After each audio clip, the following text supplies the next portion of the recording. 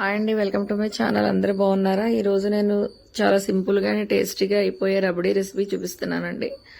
ఈ రబడీ రెసిపీ కోసము మీరు 1 లీటర్ పాలని ఇక్కడ నేను తీసుకున్నాను. మీరు ఎంత తీసుకుంటున్నారో ఆ పాలకి సగం వరకు మనం స్లోలో పెట్టి మాడకుండా తిప్పుతూ ఉండాలండి. ఇక్కడ నేను లీటర్ పాలు 1/2 లీటర్ అయ్యే వరకు చేశాను. చూడండి, ఇక్కడ డెసికేటెడ్ కోకోనట్ వేస్తున్నాను. అలాగే డ్రై ఫ్రూట్స్ మీకు నచ్చినవి ఏవైనా డ్రై ఫ్రూట్స్ వేసుకోవచ్చు. ఇది తర్వాత కూడా వేసుకోవచ్చు. మళ్ళీ గార్నిషింగ్కి ముందు కూడా వేస్తడం వల్ల టేస్ట్ వస్తుంది. ఇక్కడ నేను మిల్క్ మేడ్ వేస్తున్నాను.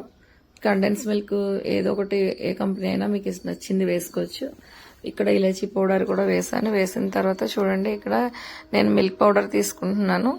నేను ఉజ్జాయింపుగా వేసేస్తున్నాను. మీరు పాలను బట్టి మీకు ఎంత చిక్కగా కావాలో దాన్ని బట్టి వేసుకోవచ్చు.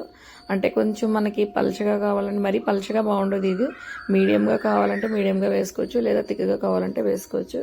పైన డ్రై ఫ్రూట్స్ వేసేసి దగ్గరికి అయిన తర్వాత మీకు చూడండి, నేను ఇక్కడ కొంచెం ఎంత మీకు కావాలో అలాగా పెట్టుకొని మీరు ఎంజాయ్ చేయండి. ఇది మీకు ఫెస్టివల్ సీజన్లోనైనా, అలాగే ఎవరన్నా ఇంటికి గెస్ట్లు వచ్చినప్పుడు మీకు త్వరగా చేయాలనుకుంటే, అంటే కొంచెం పేషెన్సీగా మాడకుండా, కింద మాడంటకుండా పాలు తిప్పితే సరిపోతుందండి. చాలా తొందరగా క్విక్ అయిపోతుంది.